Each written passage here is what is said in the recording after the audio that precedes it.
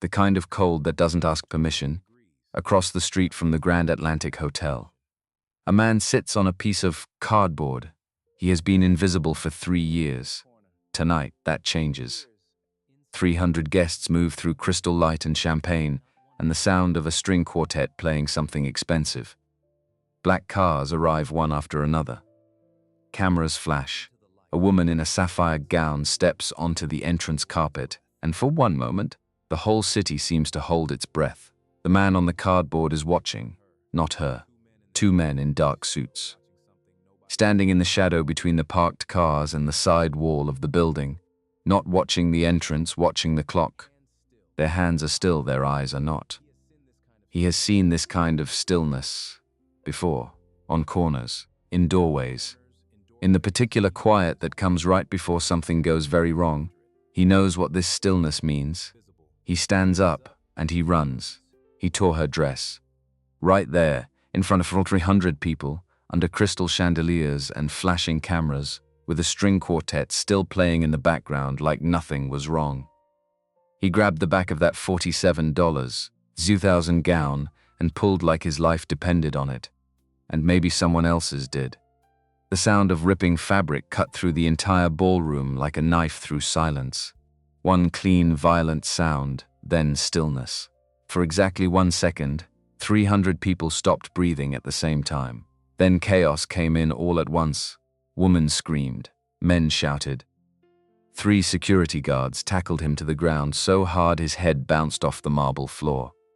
His cheekbone hit first, then his shoulder, then someone had his arms wrenched behind his back and the cold stone pressed against his face. Cameras were everywhere. Flash, flash, flash. And in the middle of all that noise and light and confusion, she fell to her knees. Dr. Sandra Anderson, CEO of Beacon Med Technologies, worth $2.1 billion, named by Forbes as one of the most powerful women in American business 3 years in a row, on her knees on a hotel lobby floor, holding the ruined pieces of her dress together with both hands, tears cutting through her makeup while 300 people watched and every phone in the room recorded. And the man who did it? Face down on the cold marble. 3 large men on top of him, blood pooling at the corner of his mouth. His name was Darnell Cooper, 32 years old, no home, no address, no next of kin listed anywhere. Just a square of cardboard he'd been sleeping on across the street. By 11 o'clock that night, 8 million people had watched the video. By midnight, the comments told you everything you needed to know about how the world had decided to understand this. Lock him up forever. This is exactly why these events need better security. That poor woman, that poor, beautiful dress. Nobody asked the question that actually mattered. Why did he run toward her instead of away? Attackers run away. They escape, or they dissolve into crowds. They get as far from the scene as their legs will carry them. They don't throw themselves directly into the center of the chaos they created, and then lie still while security piles on top of them. But nobody was thinking about that. Not yet. Because when you see a homeless man and a billionaire, your brain already knows the story. You don't need the details. You don't need to ask questions. You've already decided what happened and why and what it means. That's the thing about being invisible. It's not just that nobody sees you. It's that when they finally do look, they only see what they expected to find. The night had started 4 hours earlier. 4 hours before the dress was torn. 4 hours before the videos. Before the headlines, before the whole world made up its mind. It started with a man sitting on a piece of cardboard. And 2 other men who believed, completely and incorrectly, that nobody was watching them. 28 degrees Fahrenheit. That's the kind of cold that doesn't just settle on your skin, it gets inside you. Works its way into your joints, into the back of your throat, into that quiet place behind your eyes where you keep the things you'd rather not think about. Darnell Cooper knew this cold better than most people know anything. He'd been sleeping outside in Chicago for 3 years now. 3 full winters. He'd learned to read cold the way other people check weather apps, not just the temperature, but the quality of it, the texture. The intention, this cold tonight, heavy and still with no wind to move it, was the kind that said, Find somewhere protected before midnight, or the night is going to take something from you. He was sitting on his cardboard square at the corner, across from the Grand Atlantic Hotel. Not because he'd chosen this specific spot for any meaningful reason. The hotel's side wall cut the worst of the draft. From this angle he could see the entrance clearly, which meant he could see anyone approaching from the street. After 3 years of living without walls, you stopped thinking about views as something decorative. You thought about sightlines. You thought about who could see you before you could see them. 3 years on the streets of Chicago had taught Darnell things that no classroom ever could, not because the streets were wise, but because the streets were unforgiving, and unforgiving things teach you fast. When your margin for error is 0, when one wrong read of a situation could mean a broken nose or worse, when you have no door to lock and no phone to call, and no one who would come. Anyway, you learn to pay attention to everything. You learn to read the way a person holds their shoulders. You learn the difference between eyes that are scanning and eyes that have already fixed on something. You learn whether a group of men walking toward you is loud because they're celebrating or quiet because they've already decided something and the deciding is done. Darnell noticed all of it, not because he was extraordinary, but because he had no choice.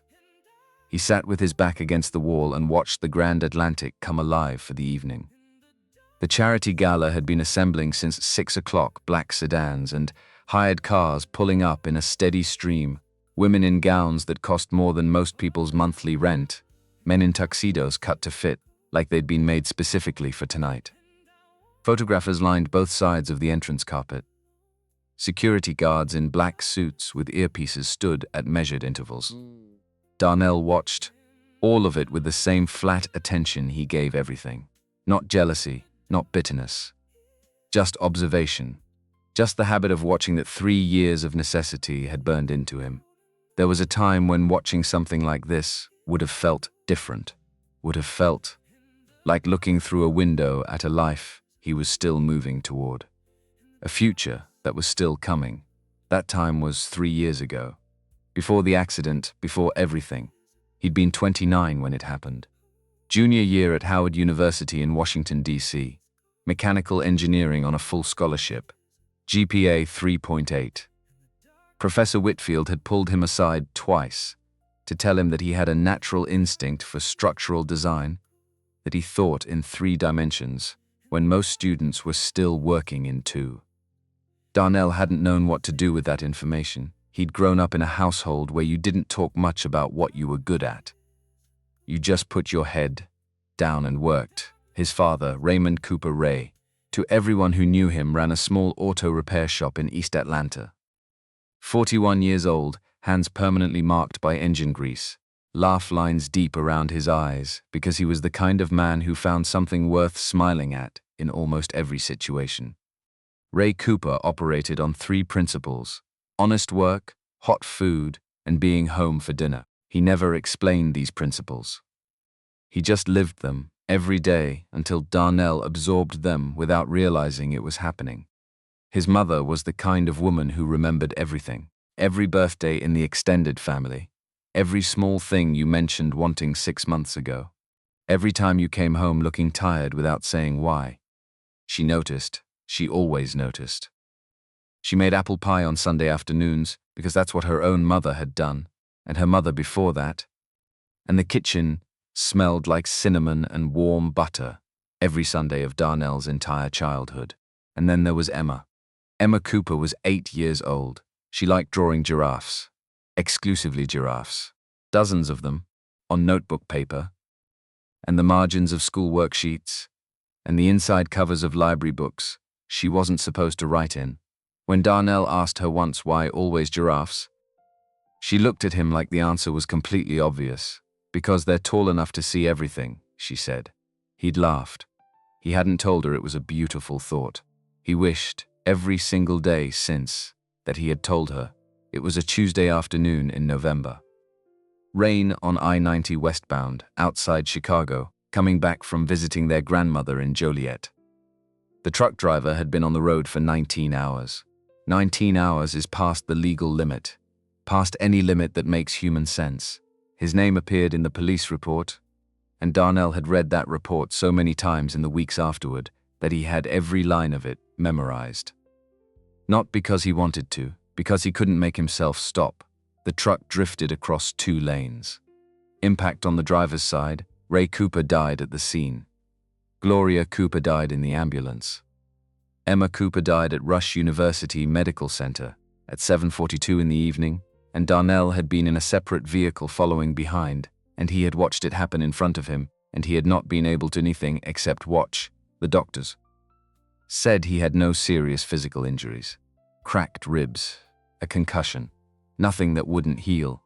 They were wrong about that. PTSD doesn't introduce itself. It doesn't arrive with a name and a list of what it needs. It moves in quietly while you're still trying to understand what happened to you. Changes the furniture.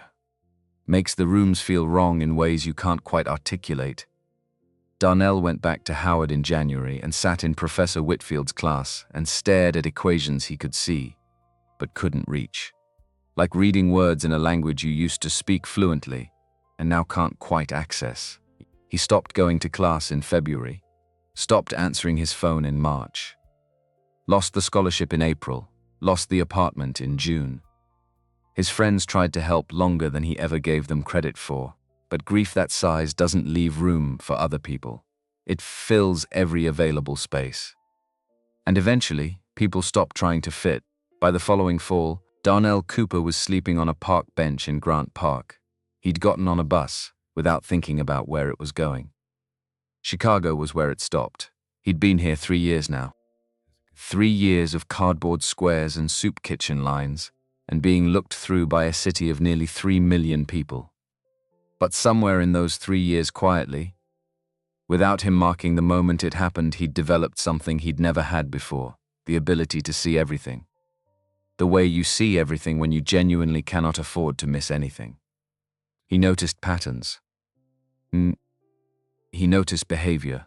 He noticed the specific difference between someone having a difficult day and someone who was moving through a space with a purpose they weren't advertising. He noticed the difference between a crowd that was flowing and a crowd that was about to stop moving all at once. He noticed the 2 men at 7:53 p.m. They were standing near the hotel's valet parking station, not in the main arrival line, but off to the side, in the gap between a row of parked cars and the building's exterior wall. Close enough to see the entrance from every angle. Far enough from the main lighting that they didn't catch attention. Most people arriving at a charity gala weren't watching the edges. They were thinking about getting inside, getting warm, finding their table, finding a drink. Darnell watched the edges. He always watched the edges. The 2 men were well dressed. Dark suits, white shirts, no ties. Late 30s to early 40s. Both of them holding the particular stillness of men who were waiting for something, rather than men who had arrived somewhere. There's a real difference between those 2 things, they see. When you're waiting for a party to start, you look at the door, you check your phone, you make eye contact with other arrivals. You have the small, unfocused restlessness of someone killing time. These men weren't doing any of that. They were watching the arrival lane with the focused attention of listen of men tracking something specific, and every 90 seconds or so, one of them would check his watch. Not his phone, his watch. Darnell had been reading people for 3 years from this kind of distance.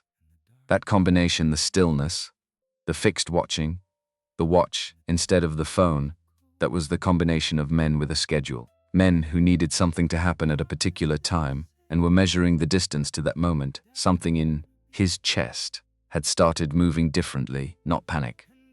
Something quieter and more specific than panic. The old warning system doing what it was built for. Pay attention to this. He paid attention. The car that brought Sandra Anderson to the Grand Atlantic was a black Lincoln Navigator. And she'd spent most of the 40-minute drive reviewing quarterly reports on her tablet without looking up once. When the door opened at the entrance and she stepped out, the cameras didn't know any of that. They just saw her step out. And that was enough. Sandra Anderson at 35 was the kind of beautiful that doesn't come from effort. It comes from confidence, so settled it has become part of the posture, part of the specific way a person moves through a room. She was 5 feet 10 inches naturally, and tonight she was wearing heels, and she moved the way tall women move, when they've stopped apologizing for taking up space. Her hair was cut close and natural, shaped carefully, worn without the self-consciousness that sometimes accompanied that choice in certain rooms. Sandra had worked past that particular self-consciousness about 5 years ago. The process had taken real effort. She was genuinely proud of it.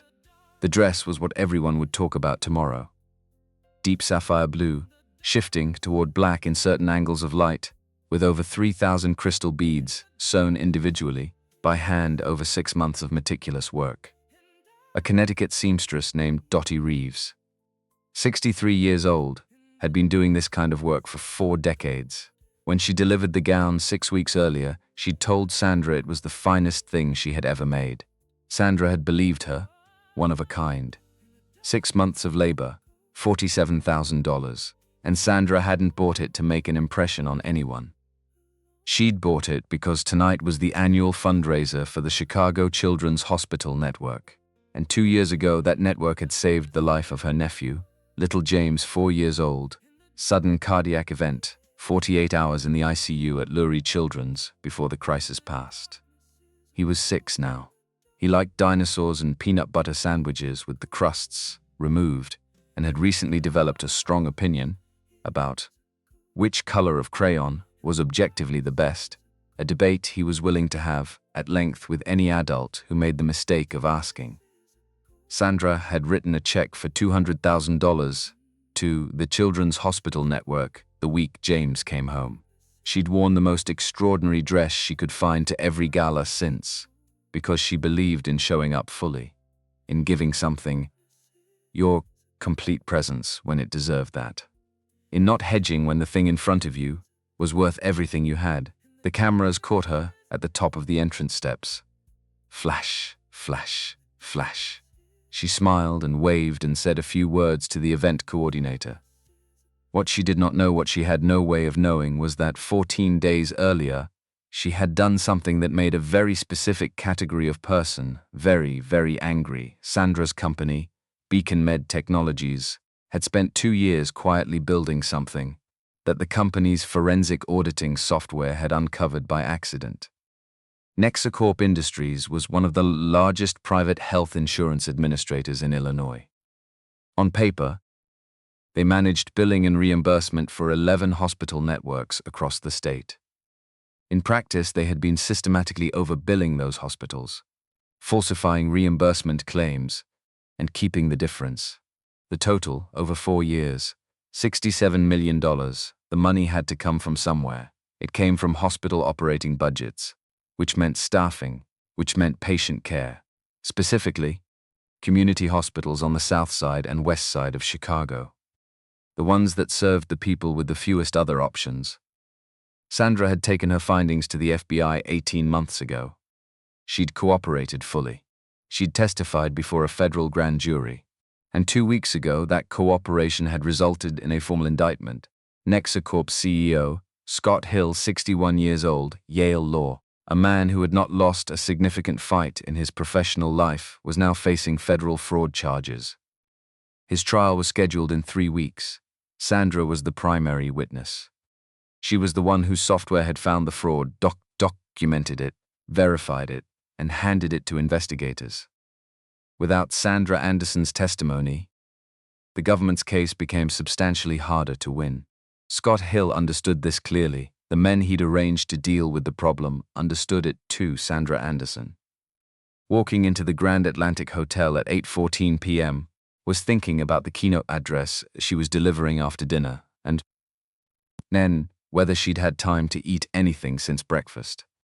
She was not thinking about 2 men in dark suits, standing 40 feet away in the shadow between the parked cars. But Darnell Cooper had shifted position along the wall for a better angle, and now he could hear them. Not loudly, they weren't speaking loudly, but 3 years of outdoor living had sharpened Darnell's hearing in the specific way that necessity sharpens everything he'd learned to extract quiet voices from ambient noise, because quiet voices were often the ones that mattered. She's at the entrance in about 8 minutes. The first man's voice was completely flat, like someone reading items from a list. Blue dress. Hard to miss. The second man, quieter. Every camera in the place will be pointed at her. When the crowd bunches at the door, that's our moment. Fast and clean. A pause. Sandra Anderson won't see it coming. Darnell felt cold move through him that had nothing to do with the November air. He knew that name. The hotel lobby had a television near the elevator bank.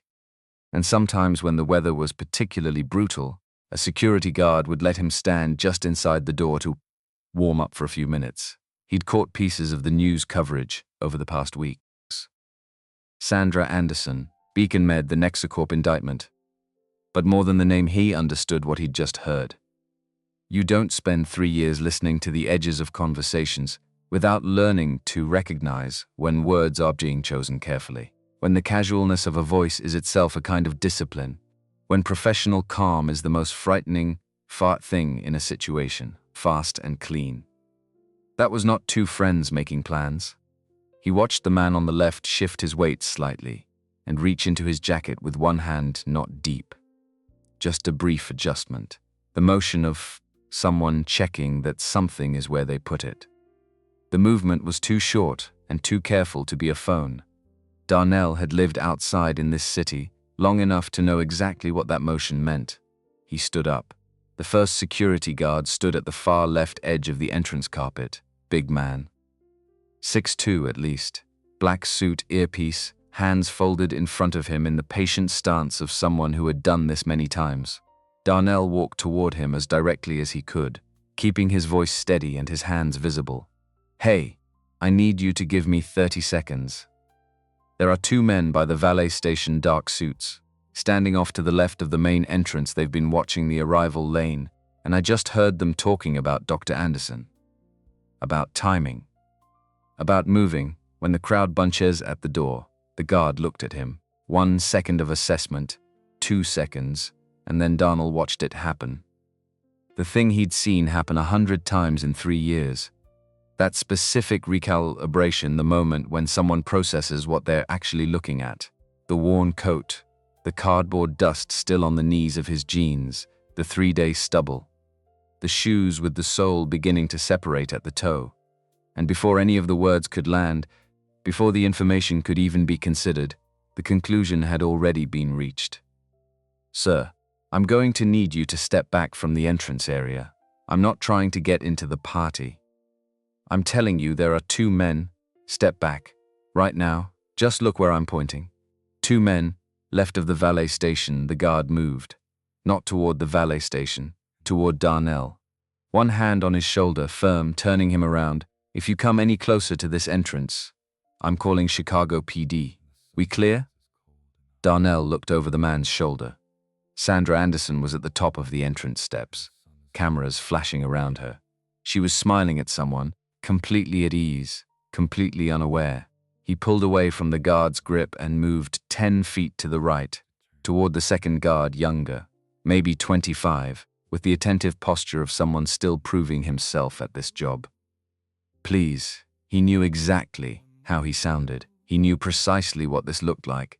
He kept going anyway, because what was the alternative? 2 men, dark suits. Left side of the valet station. They are not guests. They've been out here for over an hour and they're watching her specifically.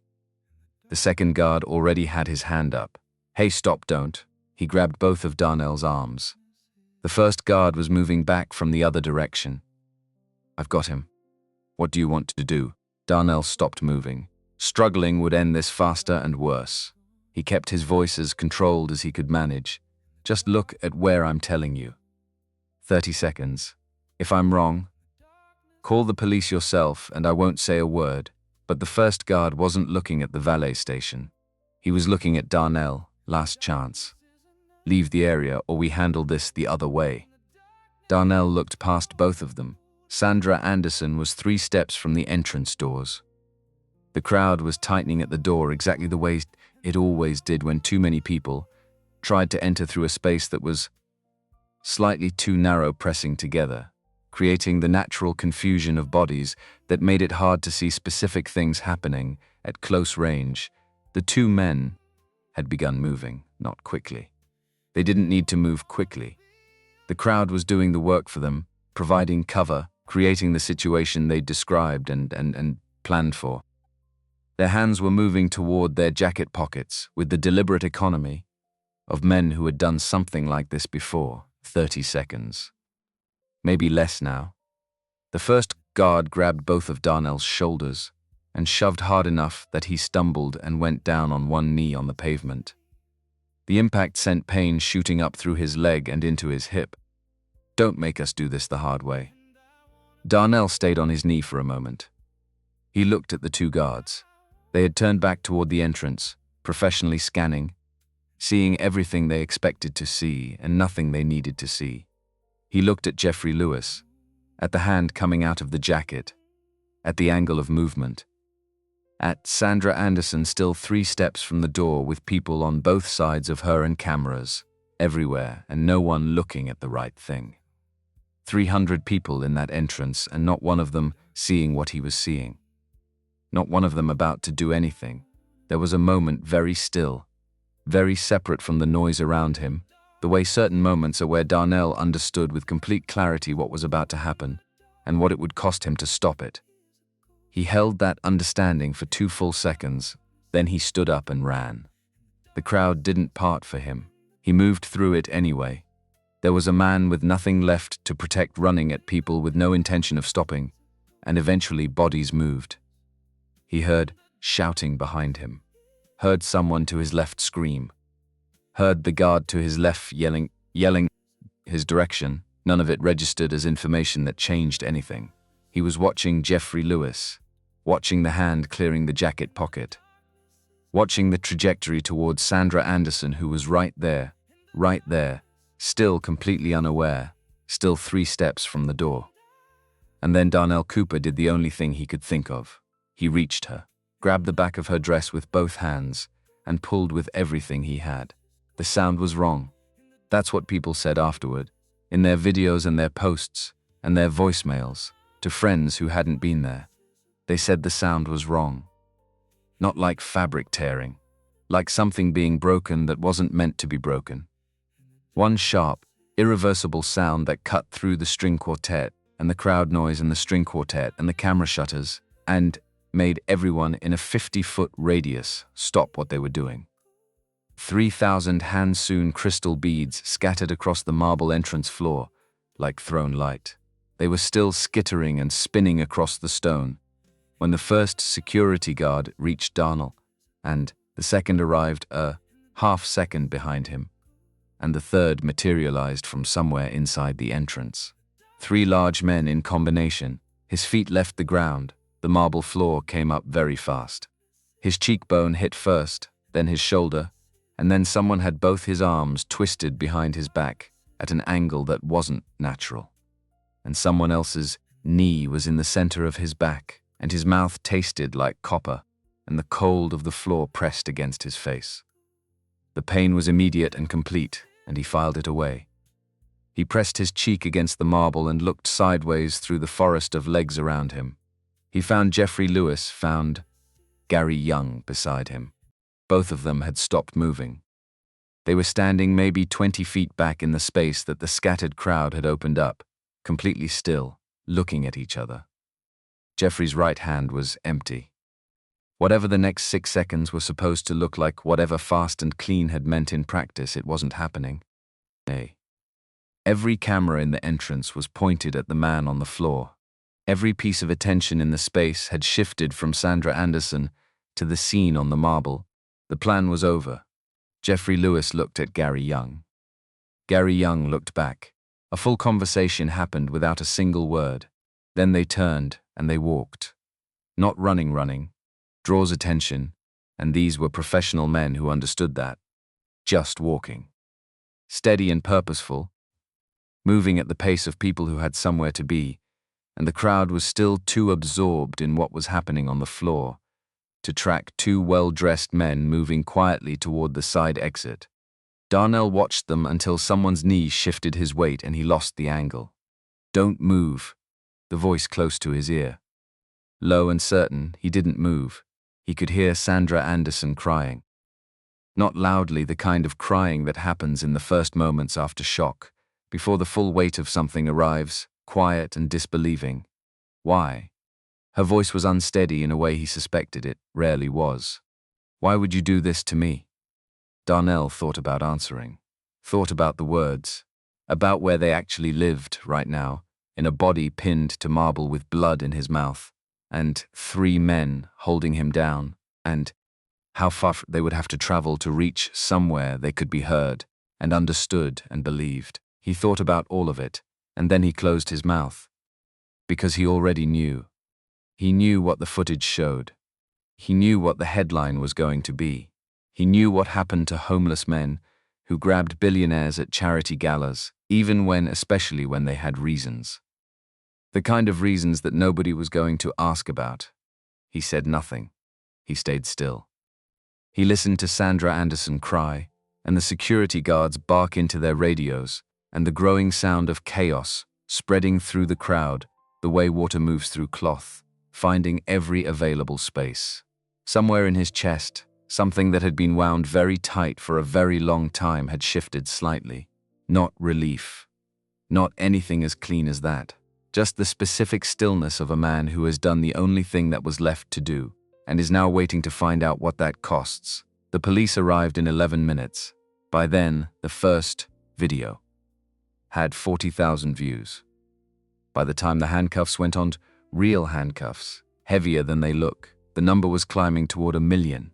They walked him out through the service corridor, past the catering staff and the coat check and the long hallway that smelled like good food he hadn't eaten, out through the side entrance into the November air and into the back of a patrol car. The holding cell at the 18th district was gray and fluorescent and smelled like disinfectant that hadn't quite done its job. 4 men in it. Darnell took the far bench and sat with his back straight and watched the clock on the wall. He didn't ask for a phone call. He didn't ask for water. He didn't ask for anything. He sat and thought about Jeffrey Lewis walking away through a crowd that wasn't watching him. About the hand that had been coming out of the jacket, about what 6 more seconds would have looked like. He thought about Emma, about how she used to say that giraffes were her favorite animal because they were tall enough to see everything. "I saw it, Em," he thought. "I saw it. Outside the holding cell, through the wall, he could make out 2 officers talking, whole things on video. Multiple angles, open and shut then. Guy hasn't said a word since they brought him in. Homeless. Probably off his medication. DA's going to have a field day." Darnell closed his eyes. He knew what was coming. He understood, with the particular clarity that arrives when you have nothing left to lose, that there was nothing he could say tonight that would change the shape of this. The story had already been written by 14 seconds of footage that showed exactly what it appeared to show. So he sat in the quiet of the holding cell while the city outside decided who he was and what he'd done. While 8 million people watched a video and understood everything. While a woman named Sandra Anderson sat in her penthouse 23 floors above Lake Michigan and stared at the ruins of a $47,000 dress. And somewhere across the city, though, Darnell had no way of knowing this. No reason to imagine it, a detective named Monica Reed was sitting in her office. Watching the same video everyone else was watching, but looking at a completely different part of the frame. The first question nobody asked that night. If Darnell Cooper had attacked Sandra Anderson, why did he run toward her instead of away? The second question nobody asked. Where did the 2 men in the dark suits go? The answers were both already there. In the video, in the background. In the part of the frame that nobody had thought to look at yet. Someone was coming who would look. But not tonight. Tonight, the world had already made up its mind. The dress was in a paper bag in the corner of the room. Sandra hadn't touched it since the paramedic wrapped a hotel blanket around her shoulders and someone she genuinely couldn't remember who had guided her into the elevator and up to the suite the hotel manager had quietly arranged. She hadn't asked for the sweet. She hadn't asked for anything. She'd just let people move her from one place to another, the way you let yourself be moved when you're still trying to understand what happened to you. Now she was in her own penthouse. 23rd floor. Lake Michigan was out there somewhere past the floor-to-ceiling windows, invisible in the November dark. She could only see her own reflection, a woman in a hotel bathrobe on a white leather couch, holding a cup of tea that had gone cold 40 minutes ago, staring at her phone lying face down on the coffee table. She knew what was on it. Thomas Jackson. Her attorney had called 4 times. Victor Bryant. Her interim COO had sent 9 texts in the first 90 minutes. Her publicist, her board liaison, her mother twice. 3 journalists she'd given her personal number to years ago, who apparently believed that entitled them to call at midnight after something like this. She knew what all of them wanted. A statement. A position. A decision about how to proceed. She had none of those things. What she had was a memory that wouldn't stay still. She kept returning to the same moment. Not the moment the dress was torn, not the sound of it, not the feeling of the fabric giving way, not the cold air on her back, or the humiliation of her knees on a hotel floor, with cameras pointed at her from every direction. Not any of that. She kept returning to the 3 seconds before. She'd been moving toward the entrance doors. The crowd was pressing in the way. Crowds do. When an entrance is slightly too narrow for the number of people trying to use it at once. Someone to her left was saying something about the keynote. Someone to her right was asking about seating arrangements. Standard arrival noise. And in her peripheral vision, not directly in front of her, not close enough to register as a threat, just present in the edge of her awareness, there had been 2 men moving toward her with a specific kind of purpose that was different from how guests moved. Not the purposeful movement of someone trying to reach the bar or locate their table. Something more direct, more focused. The way people move when they have already decided where they're going and why. Their hands, she kept returning to their hands. She'd been in the process of turning her head to look at them directly when Darnell Cooper had come through the crowd and everything had broken apart into noise and confusion, and she had stopped thinking about the 2 men completely. Until now, alone in her penthouse at midnight, she couldn't stop thinking about them. Because when she'd looked up from the floor, still in shock, still trying to process what had just happened to her, she'd scanned the crowd the way you scan instinctively when something goes wrong.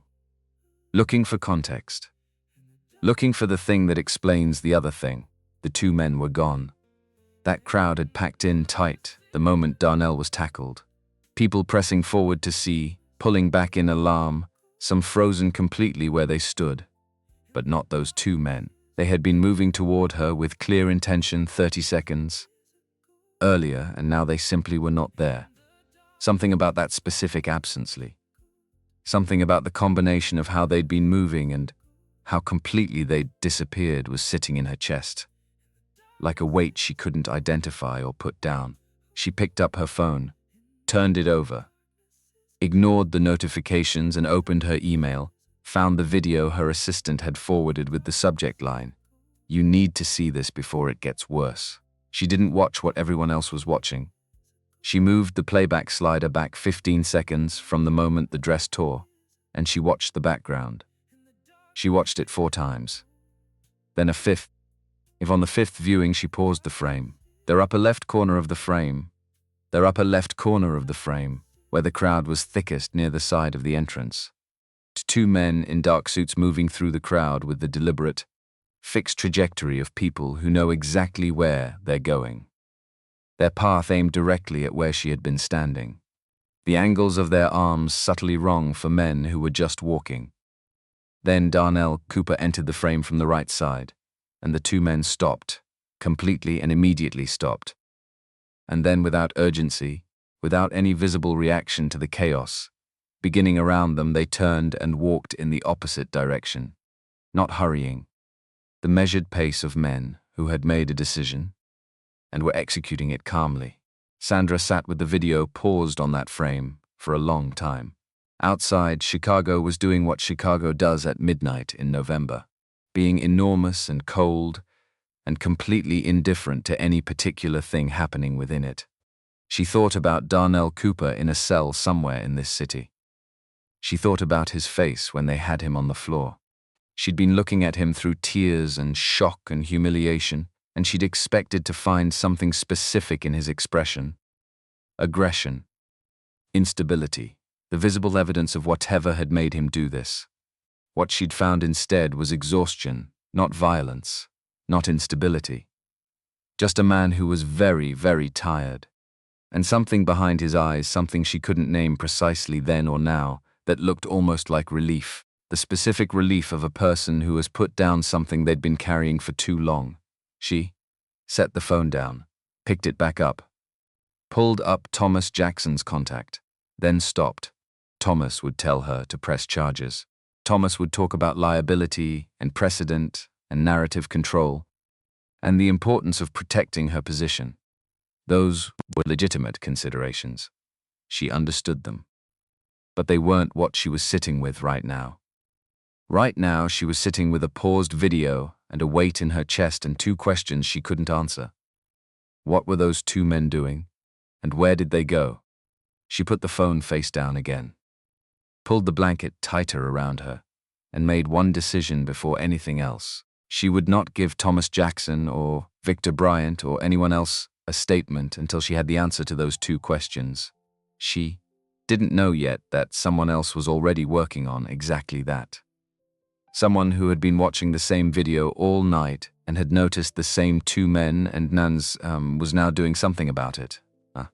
Sandra Anderson turned off the lights and sat in the dark with Lake Michigan invisible somewhere beyond her windows. She didn't sleep. Monica Reed's office was small enough that she could touch both side walls if she spread her arms, which she had done exactly once on her first day, to understand the space she was working in. She'd been in this office for 6 years. The walls held caseboards, photographs, a city map with colored pins tracking active investigations, and one framed photograph on the shelf behind her desk. The photograph was of a man named Andre Williams, 54 years old when it was taken. Electrician. Father of 3 daughters. He'd been Monica's witness in a federal extortion case 18 months ago, a careful, soft-spoken man who'd agreed to testify, despite understanding what that meant for him personally. He'd been in protective custody. He'd been 72 hours from the witness stand, and then there'd been an accident on the Eisenhower Expressway that the reconstruction team officially called consistent with driver error. Monica had called it something else. She'd never been able to prove what she called it. The case had closed. The men Andre Williams would have testified against had walked. And Monica had put his photograph on her shelf because she needed to remember, every single working day, that her job was not to follow the obvious story. The obvious story was the one that let dangerous men go home. Her job was to find the true one. She was watching the Darnell Cooper video for the 11th time. Not the main action. Not Darnell running. Not the dress. She had 3 screens running simultaneously, the most shared video, taken from the front left of the entrance, a wider angle video, posted by a woman named Jasmine who'd been standing further back in the crowd, and a third video that had taken Monica 2 hours of searching through social media to find. The third one had been posted by a member of the catering staff, who'd been on a smoke break on the side steps of the hotel. The angle was elevated, slightly looking down at the crowd rather than across it. 97 views when Monica found it. She'd been watching it on a loop since 11:04 p.m. frame by frame. She tracked 2 figures in the upper portion of the frame, darks, suits, moving through the crowd with the specific, purposeful intention of men who have a destination and a timeline. Their trajectory aimed at a fixed point. Then Darnell Cooper entered the frame from the right edge, and the 2 figures stopped. Monica paused it there. 20 years as a detective, 18 of them in organized crime. She had built, across those years, a specific and hard-won fluency in the body language of people who were planning something. The way premeditated action looked different from reactive action. The way men moving toward a target moved differently from men moving through a crowd toward a bar. The particular quality of professional stillness, the kind that isn't relaxation but its opposite, compressed readiness versus the ordinary stillness of people enjoying an event. What she was looking at in the upper left corner of this catering staff video was not people enjoying an event. She picked up her phone and called Brian Thompson. He answered on the third ring with the careful voice of a man who had been asleep and didn't want to admit it. "I need you in here," Monica said. "It's midnight, Monica. I'm aware of the time." A pause. She could hear him deciding. "Is this the Cooper case? Come look at something." He was there in 22 minutes, a crease still visible on his left cheek from the pillow. Brian Thompson was 38 years old and 6 years younger than Monica, and built for the methodical end of detective work, the kind that required following a thread all the way to its end, without losing patience or making assumptions along the way. They'd been partners for 4 years and worked well together. Precisely because they approached the same problems from different directions, Monica found the threads. Brian followed them without letting go. He sat down beside her and looked at the 3 screens without speaking. "Walk me through it," he said. She did, the 2 figures in the elevated camera, their trajectory, the moment they stopped, and then she showed him the detail she hadn't mentioned on the phone. "Timestamp," she said. They left the event at 8:47 p.m. Brian leaned forward. 1 minute and 23 seconds after Cooper was tackled, Brian was quiet. Monica gave him the moment, because she'd already had it and she knew what it felt like to land there. When something violent and unexpected erupts in a crowd, when a man tackles someone and 300 guests erupt into chaos, people don't leave. They stay. They film. They press closer to see. They become part of the story. They'll tell for the next year. The only category of person who exits immediately after that kind of chaos is the person who has a specific reason to leave before someone starts asking questions. "Run there." "Faces," Brian said. "Already cued. I was waiting for you." She pulled up the sharpest frame she'd isolated from the elevated camera. 2 faces. Not perfect resolution, but workable. She ran them through the department system. 4 minutes. The results came back, and Monica looked at the first one, then the second, and sat back in her chair. "Brian, I see it. Jeffrey Lewis. 38 years old. 3 arrests, aggravated assault in 2018, assault with a deadly weapon in 2020, extortion in 2022. 0 convictions across all 3 cases.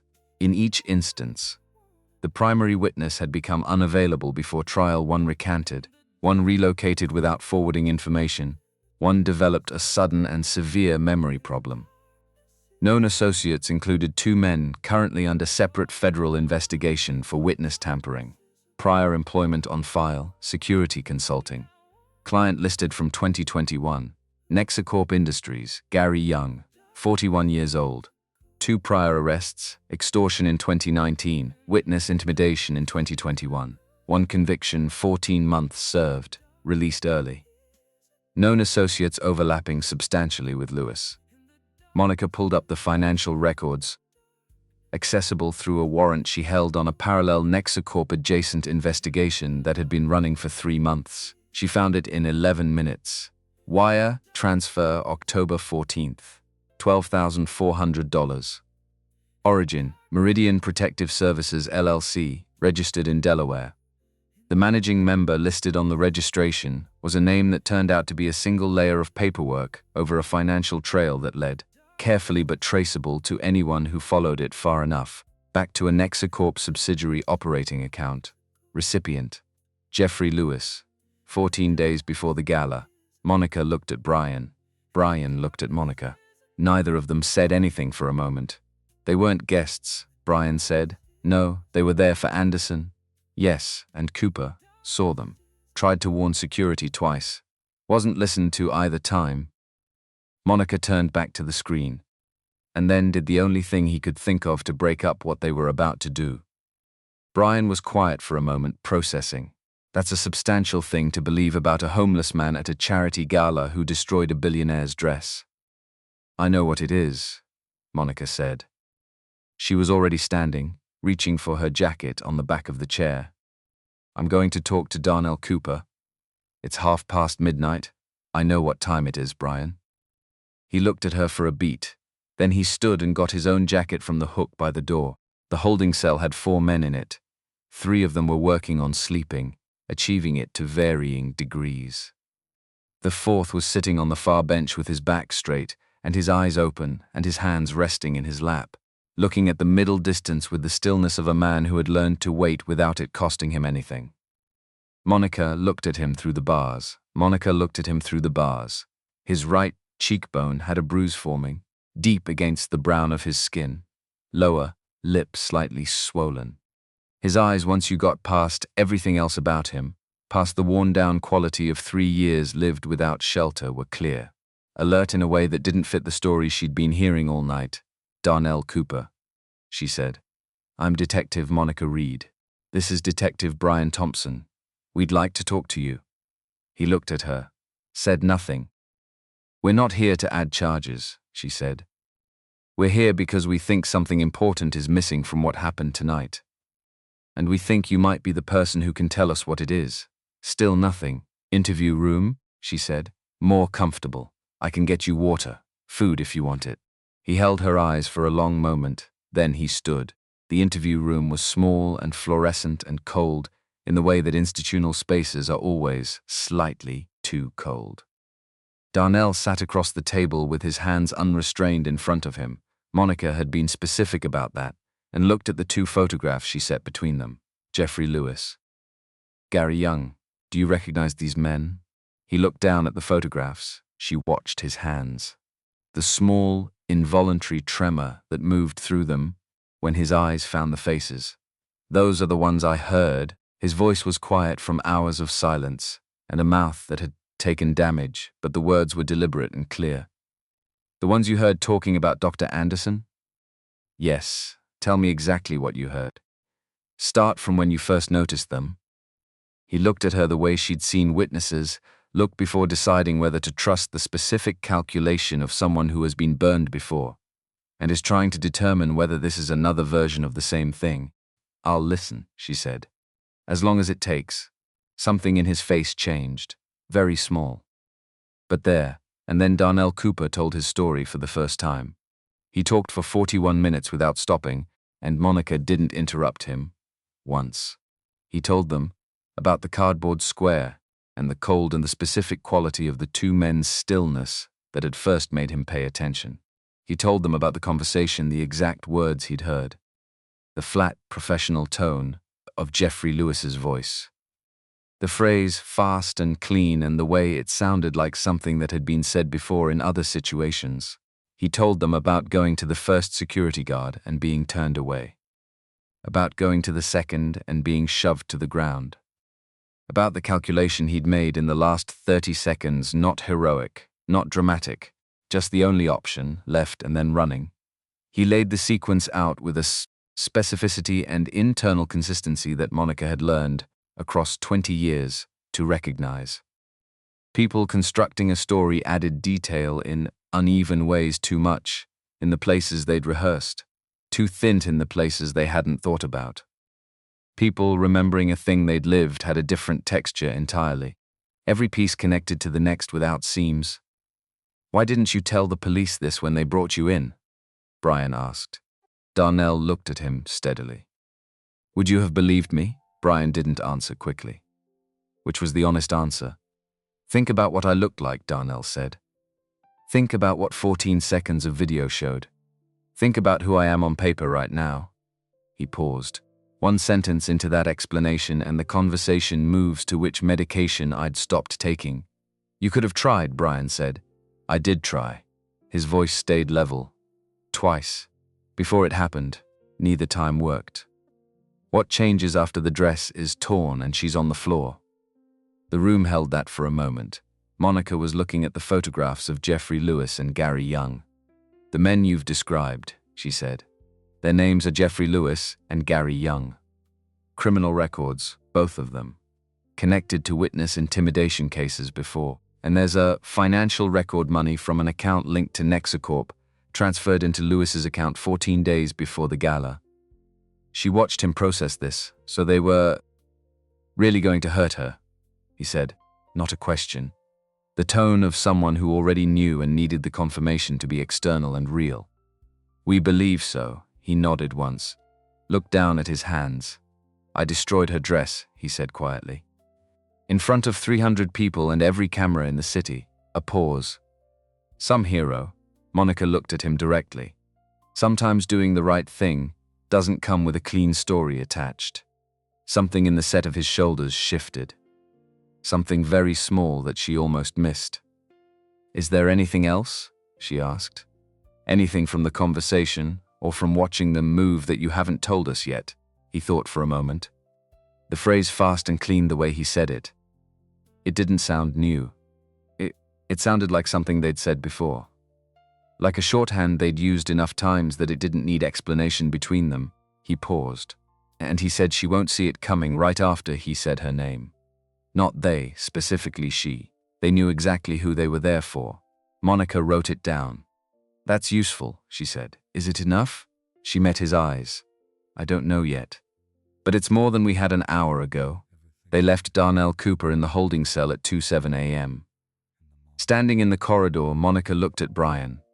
He's telling the truth, she said. I know. Every piece of it, I know. Brian rubbed the back of his neck. The problem is how we prove it before Lewis and Young figure out their faces are on camera and disappear. Which means we start tonight.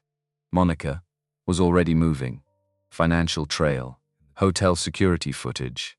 Every camera between the Grand Atlantic and wherever Lewis and Young parked before the event, she pushed through the door to the parking lot. The cold came in immediately. And we need Sandra Anderson. Brian caught the door behind her. She's going to be surrounded by lawyers by morning. She's surrounded by them right now. Monica unlocked the car. But she doesn't strike me as someone who does what she's told. What makes you say that? She testified against Nexacorp when every person at her level would have found a reason not to. Monica started the engine. She already knows how to choose the harder thing. We just have to give her the truth to choose it with. Monica and Brian didn't sleep that night. Or the night after. They worked the way Monica had learned to work on the cases that actually mattered systematically, without deciding in advance where the evidence was supposed to lead, following it wherever it went, and letting that determine the shape of what they were building. Day one. They pulled every piece of security footage from the Grand Atlantic Hotel.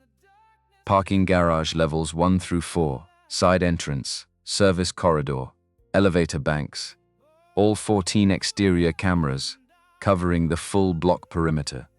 13 of the 14 exterior cameras had been functioning on the night of the gala.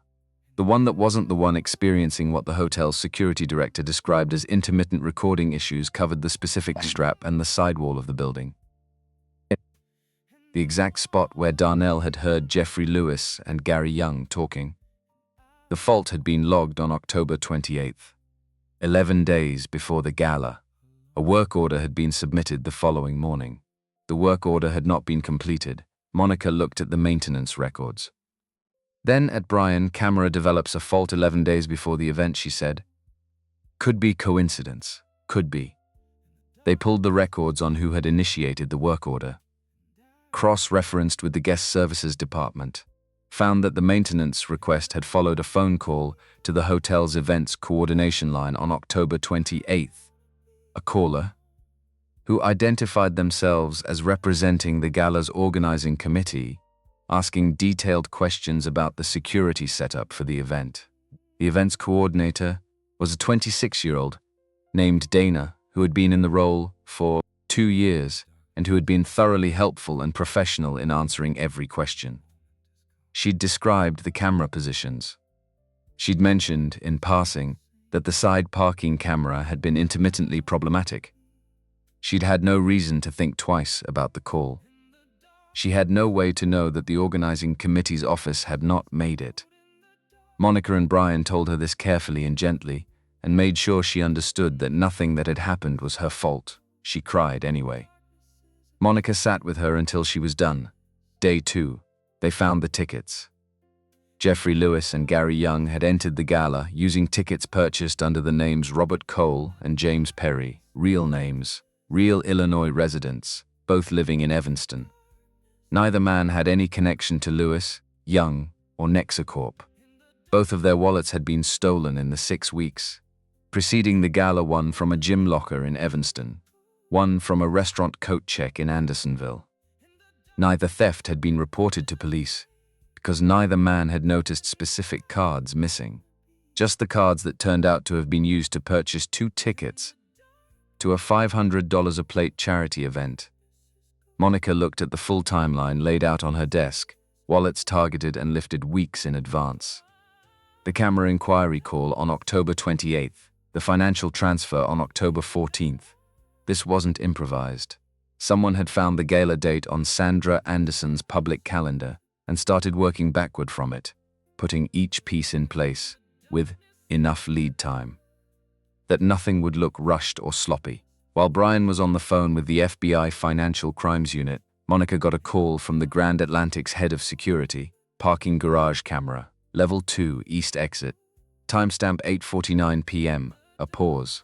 Your 2 subjects. Going to their vehicle. Best face capture quality of anything from that night. Rental plates different name, paid cash, but the faces are clean. Monica was already reaching for her jacket. 2 minutes after they'd walked away from the gala entrance. 90 seconds after Darnell Cooper was tackled, day 3. With high-resolution face captures from the parking garage, Monica went back to the hotel staff.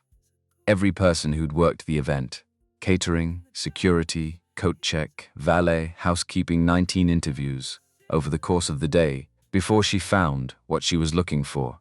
The valet attendant working the east side of the parking structure was a young man named Deshawn, who had a good memory for faces. Yeah, I saw them. He looked at the photographs without hesitation.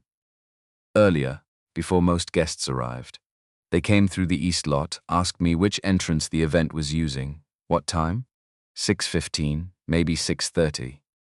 Before the main rush, did they say anything else? He thought about it carefully. The taller one asked about camera coverage on the south side of the building. Said he was a security consultant doing a walkthrough for the event. Monica kept her expression neutral. Did he show credentials? No, I didn't ask. He looked like he belonged there. A pause. Was I supposed to ask? You did everything correctly, Monica said, and she meant it. She needed him calm enough to testify.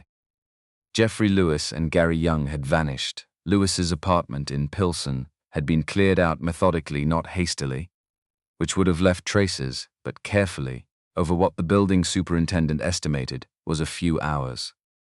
Young's registered address in Wicker Park turned out to be a unit rented under a name that wasn't his, already vacated before Monica and Brian arrived.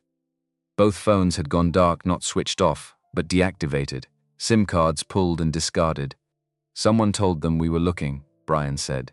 Standing outside Young's empty building. Yes, inside? Monica considered the building's facade. Doesn't have to be inside the department. Anyone in a position to notice that 2 specific faces were being run through databases. She turned back toward the car. It doesn't change what we have. What we have is circumstantial. What we have is a documented financial link between 2 career violent criminals and the CEO of a company facing federal prosecution. We have those 2 men entering a high-security event under stolen identities.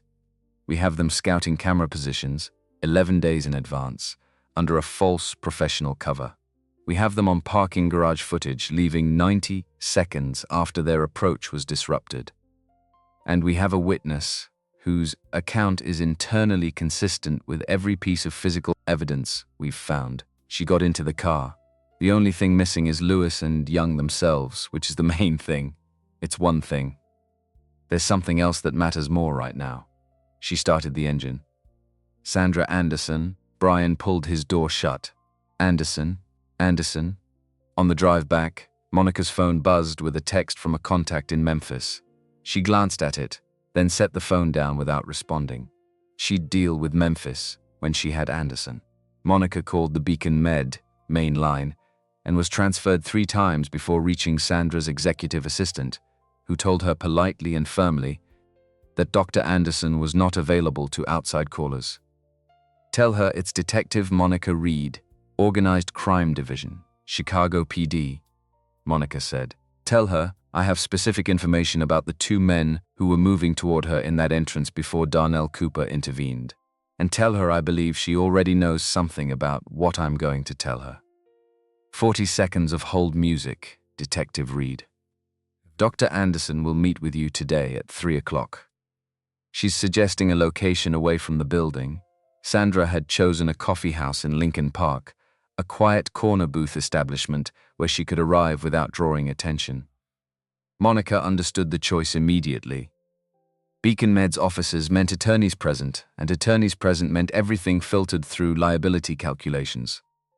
Sandra Anderson, Monica had concluded, was not currently in a filtered mood. She was right. Sandra arrived 2 minutes early. No security detail, no assistant, no Thomas Jackson. She was wearing a dark coat and a gray scarf and glasses she probably replaced with contacts for most professional appearances. Without any of the markers of the woman in the Forbes profiles and the business press photographs, she looked like someone who had been thinking very hard without stopping for 3 days straight. She looked, Monica thought, like a woman who was ready to hear something true. They sat in the corner booth. Monica ordered coffee. Sandra ordered water and didn't touch it. Monica opened the folder she'd brought and set the photographs down first. Jeffrey Lewis. Gary Young, do you recognize these men? Sandra looked at them for a long moment. The careful, precise look of someone confirming something they'd already begun to suspect rather than encountering something new. Yes, she said. They were in the crowd, moving toward me. Just before it happened, they were moving toward you with purpose. Yes, she looked up. I was in the process of turning to look at them directly when everything happened. Their names are Jeffrey Lewis and Gary Young. Monica laid out the criminal records. Lewis has 3 arrests for violent crimes, 0 convictions. In each case, the primary witness became unavailable before trial. She laid out the financial document. 14 days before the gala, $12. $400 was transferred from a shell company that we've traced back to a Nexacorp subsidiary account. Into Lewis's bank account, Sandra sat completely still. She read each document the way she'd clearly been trained to read things, not performing comprehension but actually achieving it, working through the material before drawing conclusions. When she looked up, her eyes had changed, not surprise. She'd been building toward this understanding for 3 days. But there's a difference between what you suspect and what you can see documented in front of you. Confirmation has weight that suspicion doesn't. Scott Hill sent them, she said. We believe so. We can't yet prove the direct instruction, but the financial trail is clear and the connection to Nexacorp is documented. He told me I'd regret it. Her voice was quiet and completely level. When we left the grand jury room, he said it in the corridor. Loud enough that I could hear him, not so loud that anyone else would particularly notice. She looked at the table. I thought it was the kind of thing frightened, powerful men say when they realize they've lost. I didn't think he meant it as an operational statement, Dr. Anderson. Monica leaned forward slightly. Darnell Cooper heard Lewis and Young planning this. He tried to warn your security team and wasn't as taken seriously either time. The only remaining option was something dramatic enough to destroy the timing of whatever they had planned. Sandra looked at her. He saved my life, she said, not quite a question. The tone of a statement that has been waiting to be said out loud for 3 days, and is finally being said. We believe he intervened in a planned attack. We can't say with certainty what Lewis and Young intended to do once they reached you, but given their histories and the financial link to a CEO, facing federal prosecution with your testimony as the linchpin, we believe the threat was serious. Sandra was quiet for a moment. And he's in a holding cell. Yes, because he destroyed my dress. Yes, while the men who were actually there to harm me are gone. We're actively working to locate them. There's a sighting in Memphis that I'm following up. Sandra looked out the window at the ordinary Chicago afternoon happening on the other side of the glass. People walking fast against the cold. A city bus pulling into traffic. A woman with a stroller negotiating the curb. All of it indifferent and continuous and completely unaware of what was sitting on this table. My COO told me this morning that if I publicly connect myself to Darnell Cooper, it will compromise my credibility in the Nexacorp trial, Sandra said. Her voice was even, not resigned, just factual. Thomas Jackson told me any statement I make can and will be used by Nexacorp's defense team to characterize me as emotionally compromised. Victor Bryant told me, very directly, that my position at Beacon Med is contingent on my not creating additional complications for the company. A pause. He didn't use those exact words. But that was the content. Those are real concerns, Monica said. I won't pretend they aren't. Thomas's exact words were, Sandra, you've already done the right thing by cooperating with the FBI. You don't need to take on any more exposure. What did you say? I said I'd think about it. Sandra picked up the photograph of Jeffrey Lewis and looked at it. I've been thinking about it for 3 days, Monica said nothing. She'd learned, across 20 years, that the things worth choosing were the ones people arrived at on their own. You couldn't push someone toward the true thing and have it stick. They had to find it themselves. Sandra set the photograph down. The fraud Nexacorp committed that $67 million it came from community hospital budgets. South Side, West Side. From the people in this city with the least margin. That's what I testified about, because it was what was true and it mattered. She was quiet for a moment. Darnell Cooper has been sleeping on the streets of this same city, on the same South Side streets that Nexacorp was draining. He saw something dangerous. He tried to tell people. No one listened to him, because of what he looked like and where he slept. She looked at Monica directly. And then he did the only thing left to him. And he's in a cell while the men who were actually going to hurt me are in Memphis or wherever they've gotten to. Monica held her eyes. He didn't calculate the cost first, Sandra said. He just did it. Something settled in her expression, the specific settling that comes when a decision stops being a decision and becomes something else. Something already made. I have accountants and attorneys and communications professionals calculating the cost for me right now, all of them telling me to be careful, to protect myself. To think about the long game, she paused, and I keep thinking what would have happened if Darnell Cooper had calculated the cost first.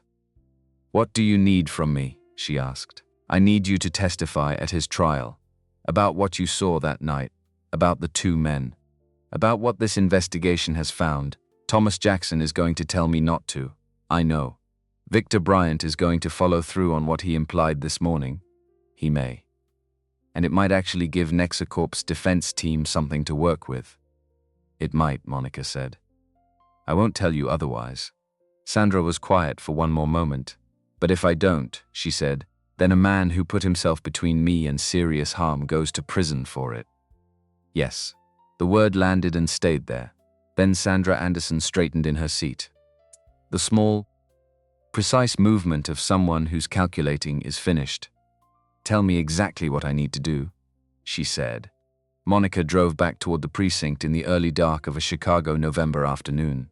Brian called before she reached the expressway. Lewis was spotted, he said. Memphis. Traffic camera on I-240. About an hour ago, get it to Memphis PD tonight. Federal warrant application, we have enough for it.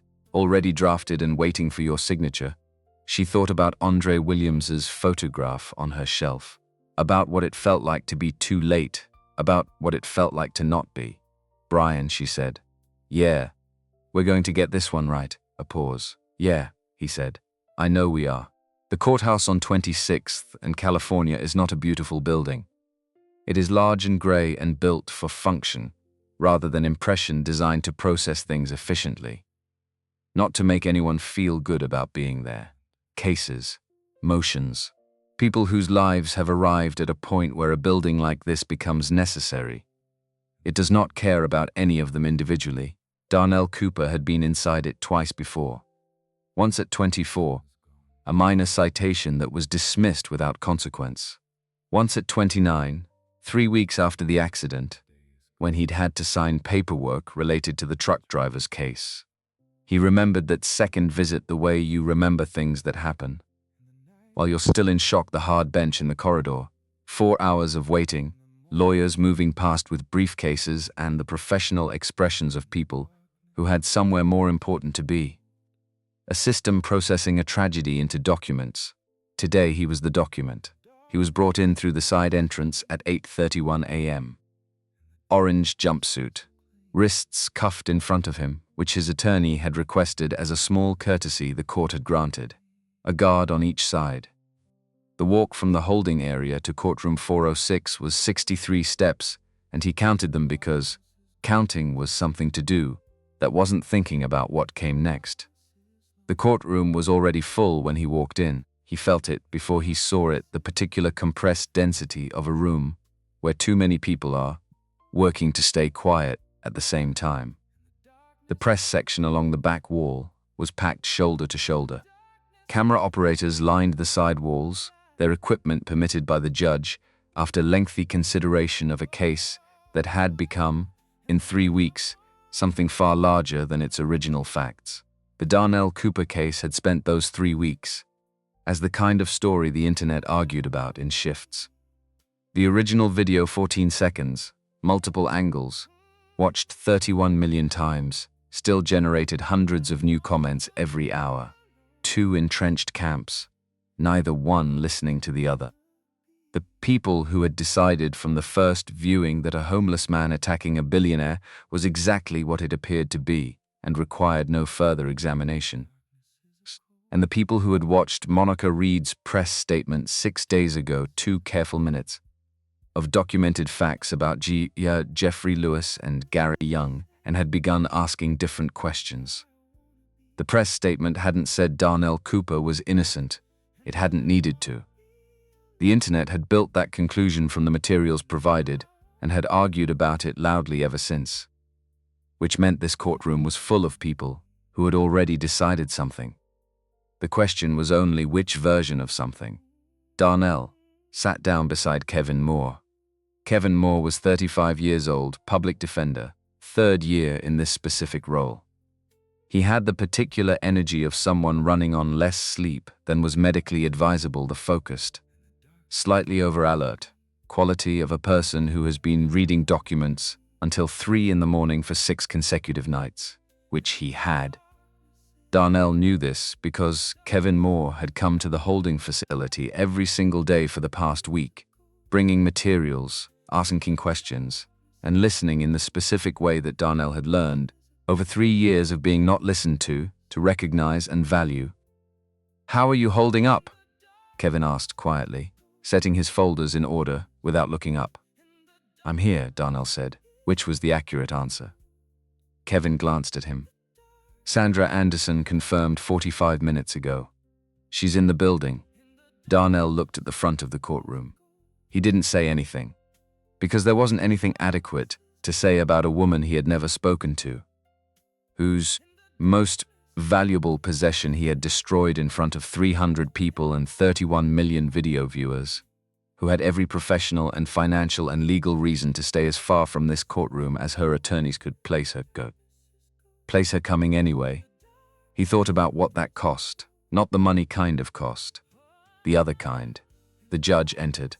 The courtroom rose. The Honorable Diane Watkins was 61 years old and had been on this bench for 22 years, which meant she had presided over enough cases to have stopped being impressed by the weight of any particular one.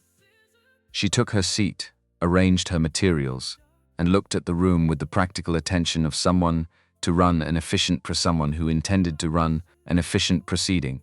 "We're on the record in the matter of the people versus Darnell Cooper," she said. "Are both parties ready to proceed?" Both parties were.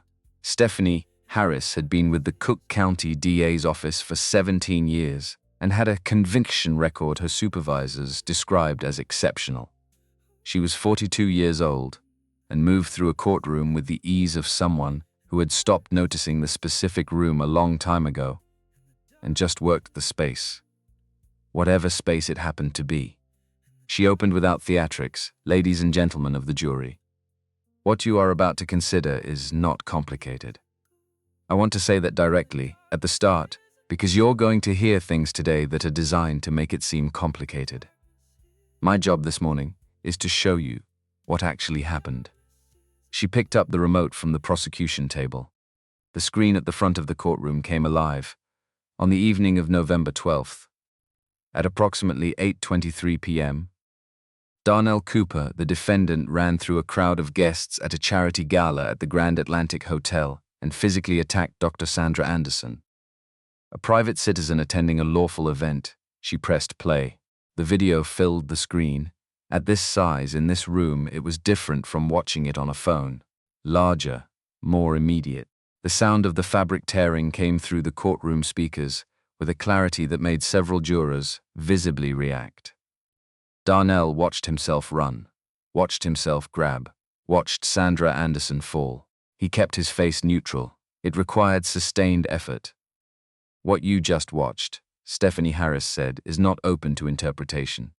It is documented on multiple cameras from multiple angles, witnessed by 300 individuals, and represents one of the most thoroughly recorded incidents in recent Chicago legal history. She set the remote down. You'll hear from the defense that Mr. Cooper had reasons for what he did, that there were other people present whose behavior is now under investigation, that Mr. Cooper was, in some sense, acting protectively. She turned to face the jury directly. The prosecution's position is this: whatever Mr. Cooper believed he was doing, whatever internal rationale he has constructed, the documented facts are unambiguous. He ran at Dr. Anderson. He grabbed her. He caused physical harm and destroyed $47,000 worth of property. All of it witnessed, all of it recorded, all of it clear. She sat down. Kevin Moore stood. He didn't have Stephanie Harris's ease. He was younger and less certain in the room, and there was something slightly deliberate about his movements, a man who knew exactly what he needed to do, and was focused on doing it rather than on how it looked. His voice, when he spoke, was steady. "The defense will show you what Ms. Harris's presentation left out," he said. "Specifically, we'll show you the part of the video that nobody, until 6 days ago, had looked at carefully enough." Monica Reed took the stand at 10:23 a.m. She had testified in court more times than she could recall specifically, which had produced in her a particular settled quality on the witness stand, the quality of someone who understood that testimony was a transfer of information, not a performance. You got it wrong when you started thinking about how you were coming across. You got it right when you fixed on what was true, and said that clearly. Kevin Moore walked her through the evidence methodically, piece by piece, giving each element enough time to land before moving to the next. The third video, the one from the catering staff member on the side steps, the elevated angle. He showed it to the jury on the same large screen Harris had used. Let them watch it. Paused it on the two figures in the upper frame. Gave them 30 full seconds of silence to look. Jeffrey Lewis's criminal record, the 3 arrests, the 0 convictions, the pattern of witnesses becoming unavailable. His documented prior relationship with Nexacorp, Gary Young's record. The overlapping associations. The witness intimidation conviction. The financial transfer. October 14th. $12,400 from Meridian Protective Services, LLC, to Jeffrey Lewis. The paper trail connecting Meridian back to a Nexacorp subsidiary account. The hotel camera sabotage timeline. The fraudulent phone call on October 28th. The work order that was submitted and never completed. The stolen identities used to purchase event tickets. Robert Cole and James Perry. Both Evanston residents, neither with any connection to the event. The parking garage footage. Timestamp 8:49 p.m. Lewis and Young at their vehicle. 90 seconds after Darnell Cooper was tackled, he laid it out piece by piece, and Darnell watched the jury's faces as each piece arrived. Juror 3, a woman in her mid-50s with reading glasses on a cord around her neck, had started the morning with her arms crossed and her expression set. By the time Monica reached the financial records, her arms were in her lap. By the parking garage footage, she was leaning slightly forward with the specific attention of someone re-examining something they'd thought they understood. Juror 7, a man about Darnell's age, who had looked at the defense table with careful neutrality at the start of the day, was now looking at the evidence screen with his pen moving slowly across his notepad. Stephanie Harris's cross-examination of Monica was precise and direct, Detective Reed. You have not apprehended Jeffrey Lewis or Gary Young, that is correct. No weapons were recovered at the scene, correct. You cannot tell this jury with certainty what Lewis and Young intended to do that evening. I can tell the jury what the totality of the evidence indicates. Yes or no, Detective? Can you tell this jury with certainty what those two men intended to do? A pause. No, so the foundation of the defense's case, Stephanie Harris said, is a theory, perhaps a carefully researched theory. But a theory? Monica looked at her without any change of expression. What we have, she said, is a documented financial connection between two men with histories of violent crime and witness intimidation, and the CEO of a company whose federal fraud prosecution depends on Sandra Anderson's testimony. We have physical evidence of those two men entering a secured event under stolen identities. We have testimony that they scouted camera positions 11 days before the event under a false professional cover. We have footage of them moving toward Dr. Anderson and leaving the premises 90 seconds after their approach was interrupted. If that constitutes a theory, it is a theory with substantial documented evidence beneath every claim. Stephanie Harris looked at her for a moment. Nothing further, she said. The lunch recess lasted 50 minutes. When the courtroom reconvened, something in the room's quality had changed the specific difference between a room full of people who are waiting for something to begin and a room full of people who have already begun to understand something and are waiting for the rest of it to arrive. Kevin Moore stood. The defense calls Dr. Sandra Anderson. The room went still. Not the performance of quiet. The actual thing, the specific held quality of 300 people understanding at the same moment that something important was about to happen. Sandra entered from the side door. No jewelry except small gold earrings. A charcoal gray suit, simple cut. Her hair natural and shaped close, the way Darnell had seen it in the photographs that had accompanied every business profile written about her. She walked to the witness stand with the same ease she'd had walking into the Grand Atlantic Hotel 3 weeks ago. The ease hadn't changed. But there was something beneath it today that hadn't been there then.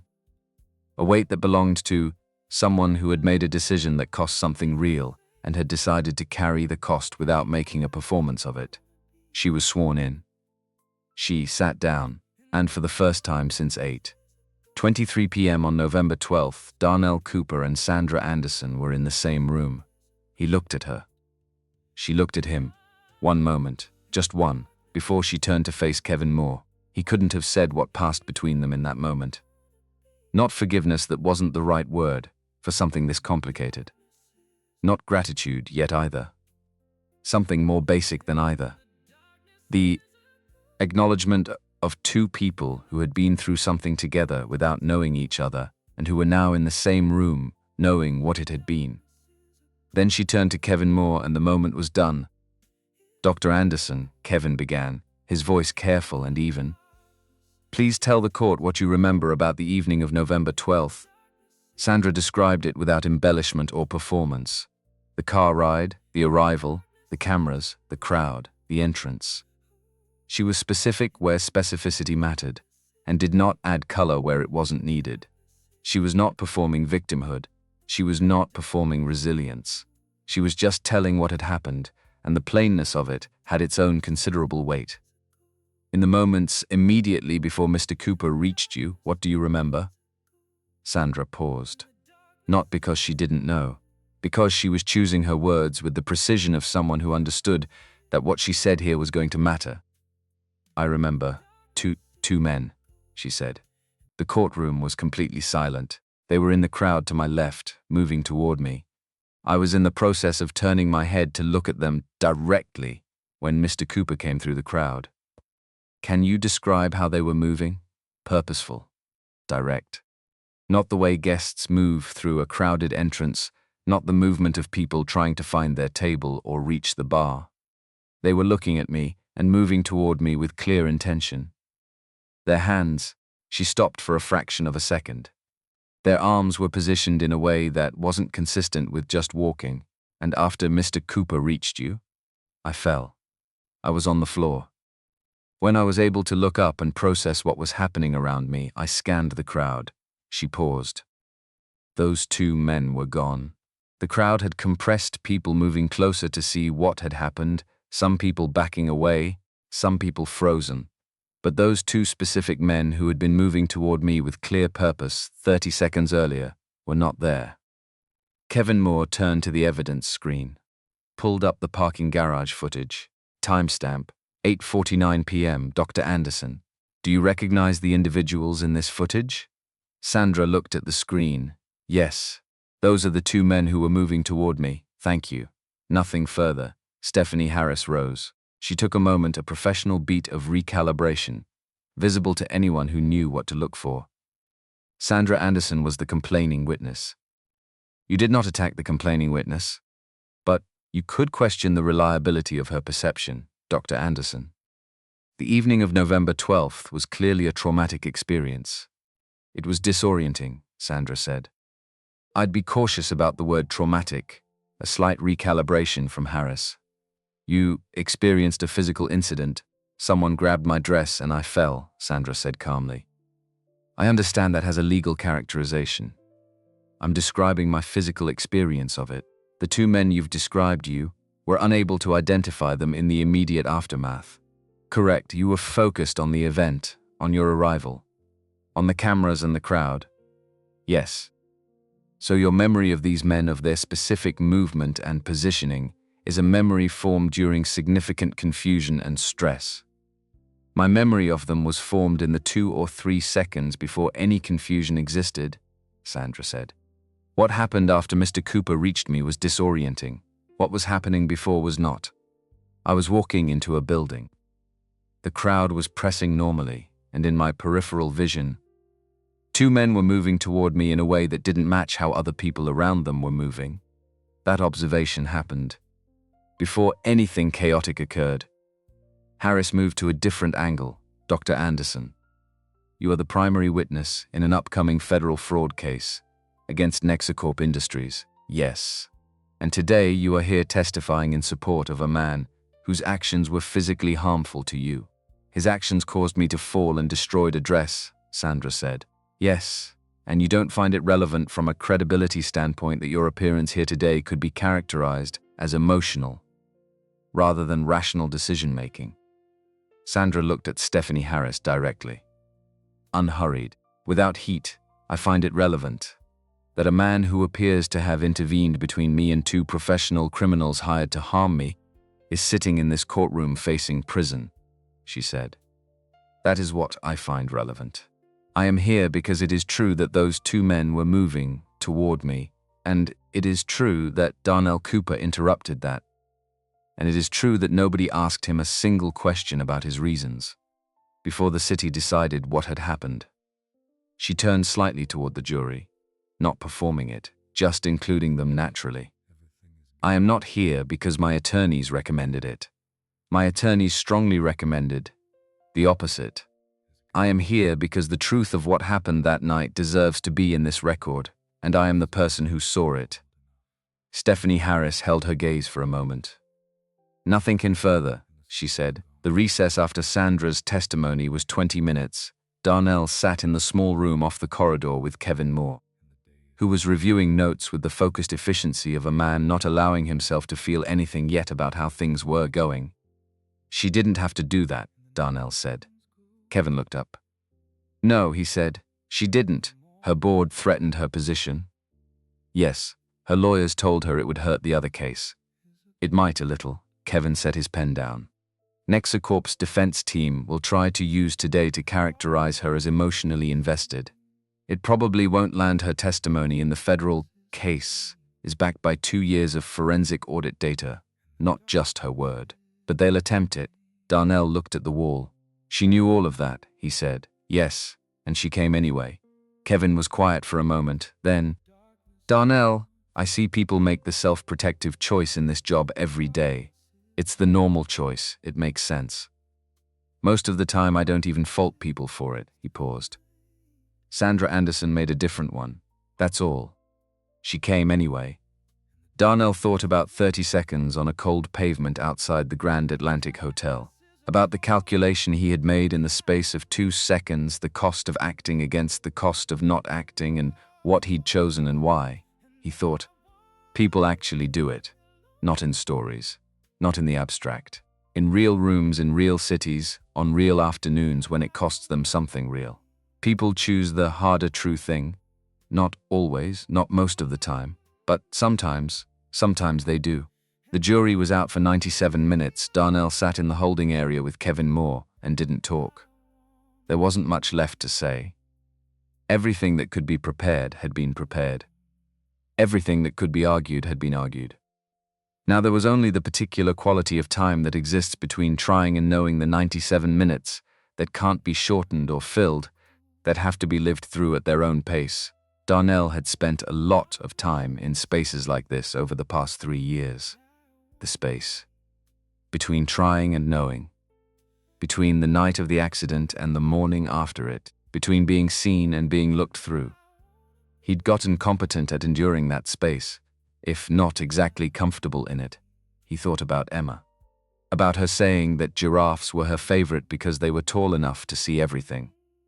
"I saw it, Em," he thought. "I was tall enough."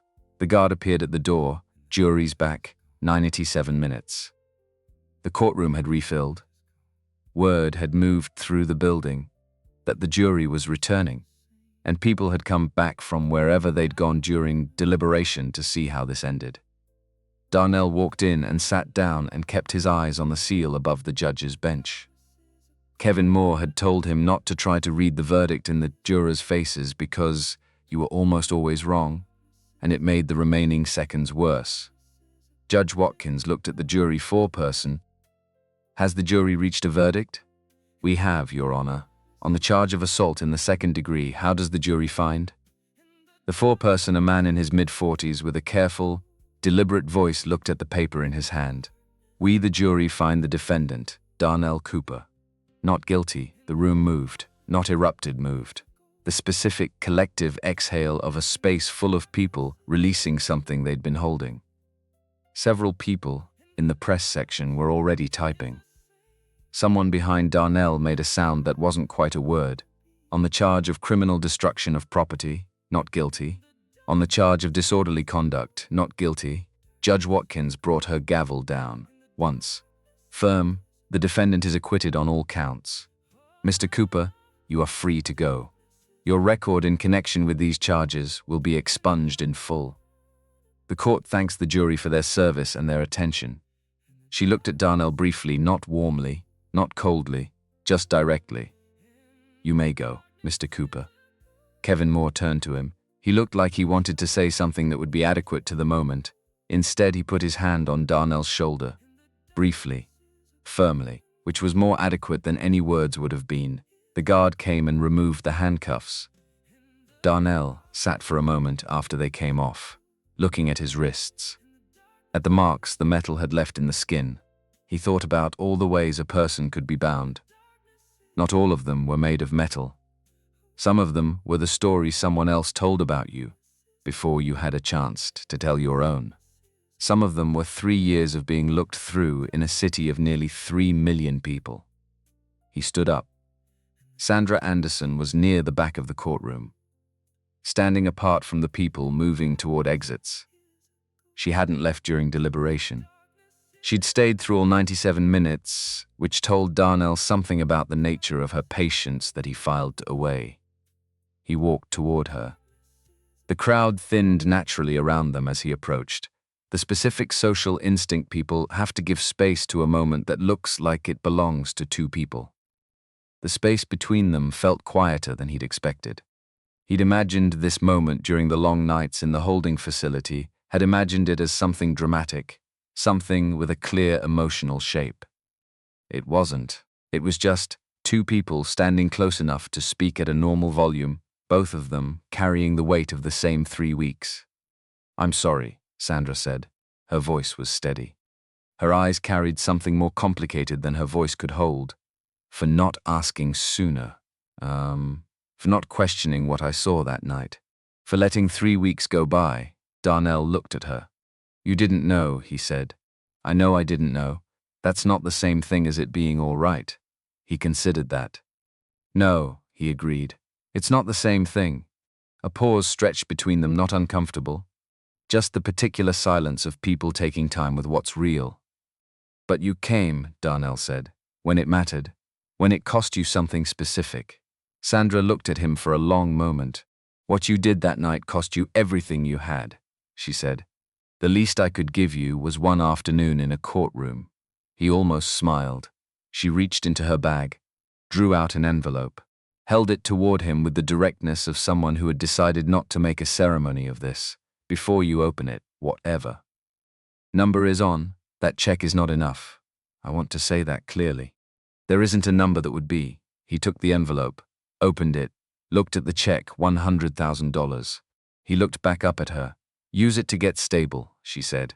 An apartment, clothes. Whatever comes first. And then, if you want to consider it, I'd like to talk to you about a position at Beacon Med. He looked at her carefully.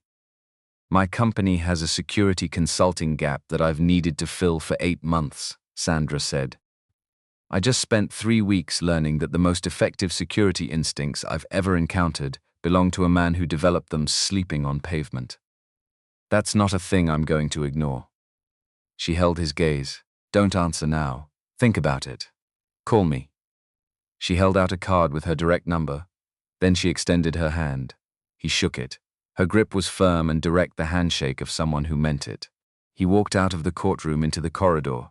Monica Reed was leaning against the wall with her arms crossed. When she saw him, she straightened up without making a production of it. She didn't smile.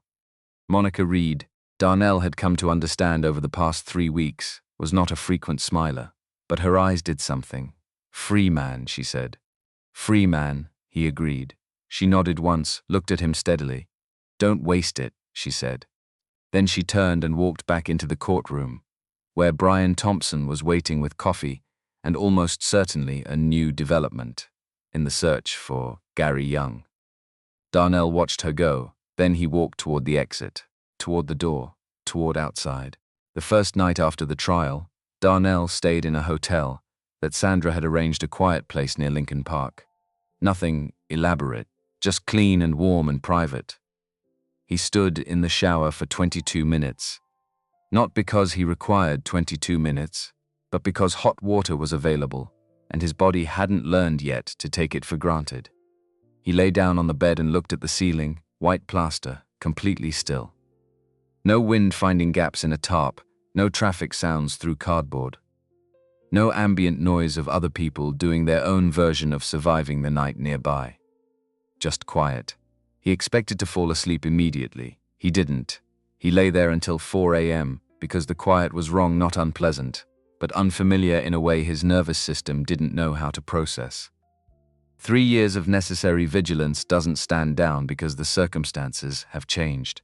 His body was still watching, still listening, still waiting for the thing that required attention.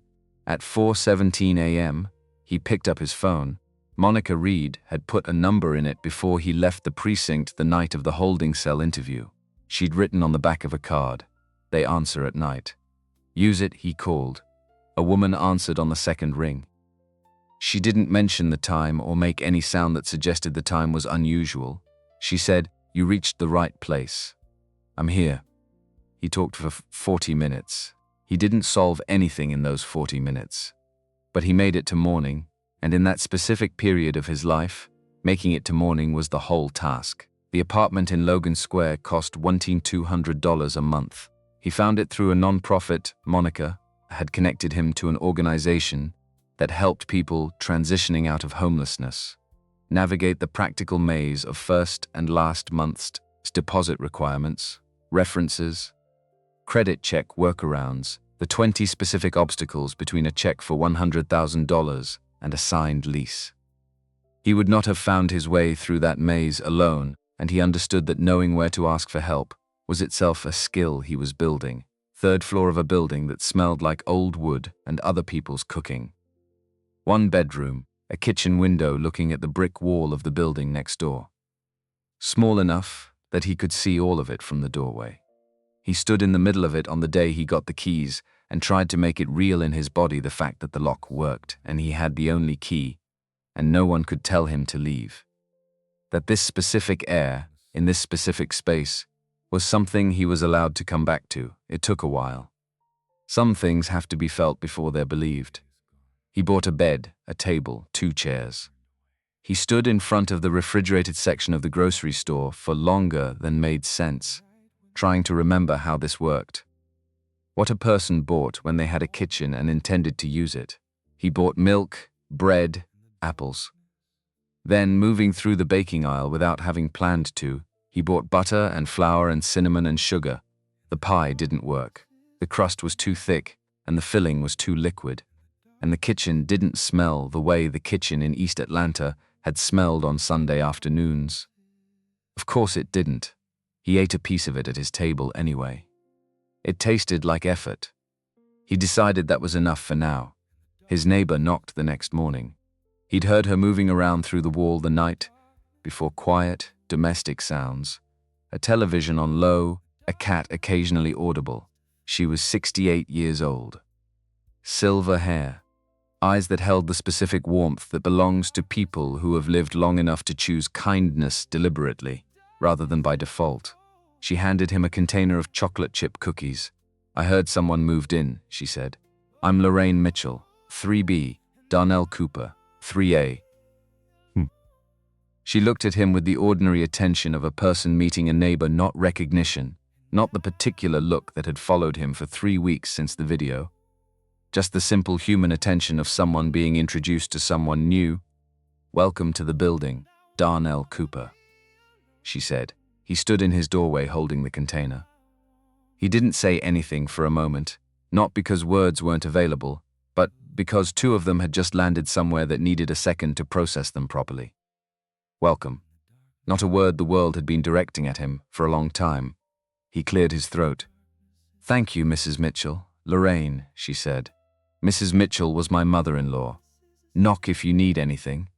Her cat Chester, he learned later, a grey tabby with strong opinions about draft locations, appeared and inspected Darnell through the gap under her door before she closed it. He went inside. Sat at his table. Ate 1 cookie. It was very good, he thought. This is what it feels like when ordinary decency shows up. Not the $100,000 check or the not guilty verdict or the newspaper stories, with different headlines than the ones before. Just a 68-year-old woman with a container of cookies and a cat named Chester who looked at him and saw a neighbor. He sat there for a while. Then he called Dr. Daniel Brooks's office and scheduled his first appointment. Dr. Brooks worked out of a small office in Wicker Park, unhurried, 50 years old, with a kind of face that held information without advertising it. He specialized in PTSD and trauma recovery. Monica had given Darnell his name without pressure. "He's good. Up to you." The first session was 40 minutes of Darnell explaining the accident, while Dr. Brooks mostly listened and asked simple questions. Not complicated questions designed to demonstrate therapeutic insight, just the questions you need answered to understand a sequence of events. What were you doing right before it happened? What's the first thing you remember after? At the end of the session, Dr. Brooks said, "You've been managing significant trauma for 3 years without any support structure? Yes, that takes substantial energy. Constant energy. Yes, it works to a degree. People sustain it." He paused. "But it costs you whether you're accounting for it or not." Darnell thought about the 4 a.m. ceilings, about the dreams that came when his vigilance lapsed, about the specific weight that lived in his chest on certain mornings. "I know," he said. "The goal isn't to stop feeling it," Dr. Brooks said. "The goal is to stop carrying it without any help." The second session was harder than the first. The third was harder than the second, because Emma came up in the third session. And when she came up, Darnell didn't redirect the way he had been redirecting for 3 years. He stayed with it. He told Dr. Brooks about the giraffes, about the Sunday kitchen smell. About her voice, the specific pitch of it, the way she said his name with the emphasis landing wrong in a way that was entirely hers. The way she began sentences with Darnell, did you know that, as if she'd been sitting on the information and couldn't wait on the information and couldn't wait any longer to share it. He got through all of it without stopping. For the first time in 3 years, he got through all of it. He sat in his car afterward for 10 minutes before he felt ready to drive. Not because he was falling apart, the opposite, because something that had been carried a specific way for 3 years had shifted, and his body needed a moment to understand the new weight distribution. He thought, this is what it means to put something down, not to lose it, not to forget it, not to stop loving the people it's about, just to stop carrying it alone in the dark where no one can help you with it. He went to Beaconmed on a Wednesday morning. He wore a suit he'd bought secondhand from a shop in Ukrainian village that specialized in professional clothing for people re-entering the workforce. It fit reasonably well. He'd stood in front of the bathroom mirror for a while before leaving, looking for the person he'd been at 29 in the face, looking back at him. Not finding that person exactly. Finding someone shaped by different years. Someone he didn't fully recognize yet, but was beginning to. He decided that was all right. You didn't have to recognize yourself to show up. The security guard at Beaconmed's main desk was a man named Raymond Harris, mid-50s, who stood when Darnell approached and put out his hand before Darnell had introduced himself. Mr. Cooper, Dr. Anderson told us to expect you. Darnell shook his hand. Welcome to Beaconmed, Raymond said. There it was again. That word. Still doing the same thing to him every time. Sandra met him at the elevator and walked him through the building at her working pace, efficient, purposeful, the version of her that existed in motion rather than in courtrooms or corner coffee booths. She introduced him to people whose names he tried to hold, showed him the office. Small, with a window looking at the brick building across the alley, a desk and a chair and a computer, and enough space to work without feeling crowded. He sat down, put his hands flat on the desk surface. Real. Solid. Security consulting here is specific, Sandra said from the doorway. I need someone who thinks about this building the way a person would think about it if they weren't supposed to be in it. Where are the gaps? Where are the angles that the cameras miss? What does this place look like from outside? I know what that looks like, Darnell said. I know you do, she paused. That's why you're here. His first report, delivered at the end of week 1, ran 7 pages. He had found a camera blind spot in the parking garage produced by the sweep angle of the rotating mount, 4.7 seconds of dead coverage on every rotation cycle, enough for an unobserved crossing. A side entrance door habitually propped open with a fold piece of cardboard during shift change windows, a habit that had been in place, based on the wear pattern on the door frame, for well over a year. Sandra's departure times were predictable to within a 15-minute window, based on her publicly posted speaking and event schedule. The delivery entrance received no systematic background verification on drivers. Brian Thompson, now contracted to Beaconmed as a security advisor, read the report and set it down on Monica's car dashboard. When she showed it to him, the prop door, he said, his team has been living with that for over a year. He sees it differently, Monica said, because he spent 3 years looking for ways into places that didn't want him. Same skill set, she said. Different application. She started the engine. Turns out that's worth something. 6 months after the trial, Jeffrey Lewis was arrested in Memphis, Tennessee, routine traffic stop. Different car, different name, but the face matched the federal warrant cleanly. He was extradited to Chicago and charged with conspiracy to commit assault, witness tampering, and criminal solicitation. Scott Hill's legal team immediately issued statements distancing Nexacorp from Lewis in every possible direction. It didn't hold. Monica and Brian had spent 6 months building the financial trail into something that didn't have gaps. Scott Hill was indicted 10 weeks after Lewis's arrest. Conspiracy to obstruct justice, witness intimidation, solicitation of assault. The charges stood alongside the original federal fraud indictment, The Nexacorp fraud trial proceeded with Sandra Anderson's testimony intact. Scott Hill's defense argued that her appearance at Darnell Cooper's trial demonstrated emotional investment that compromised her credibility. The jury, having reviewed 2 years of forensic audit documentation that required no emotional investment to interpret, disagreed. Scott Hill was convicted on all counts. He was sentenced to 11 years in federal prison. Gary Young remained at large. Monica kept his photograph on her board, beside Andre Williams's photograph. 2 open files, one closed, one waiting. She could live with one still waiting. She couldn't have lived with not trying. 8 months after the trial, Brandon Scott knocked on the door of Darnell's office at Beacon Med. He was 28 years old and had been promoted to head of security at the Grand Atlantic following a comprehensive review that had followed the events of November 12th. He stood in the doorway with the posture of someone who had been working up to this for longer than he wanted to admit. "Mr. Cooper," Darnell waited. "I've been trying to come here for 2 months," Brandon said. "I kept finding reasons not to." He paused. "That's not your problem. But I'm saying it because it's part of this." Darnell said nothing. Gave him the space to get where he was going. "I'm not going to tell you I was just doing my job," Brandon said. "I was doing my job. But the way I did it," he stopped, then started again. "I didn't look at you. That's what I came to say. I looked at the situation, and I made a call in about 1 second, and the call was wrong.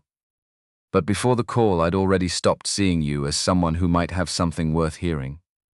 I'd already made a different decision." Darnell sat with that. He thought about the cold pavement, about the particular quality of being dismissed not with anger, which at least requires the other person to acknowledge your existence, but with the specific indifference of someone who has already filed you in a category that doesn't require further attention.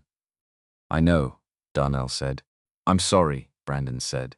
Darnell stood up, walked to the door, put out his hand. Brandon Scott shook it. Not warmly, not coldly. 2 people acknowledging something real between them. "The Grand Atlantic changed their protocols," Brandon said. "After everything. Any report of a potential threat gets logged and evaluated regardless of the source, regardless of what the person looks like or where they're from." He paused.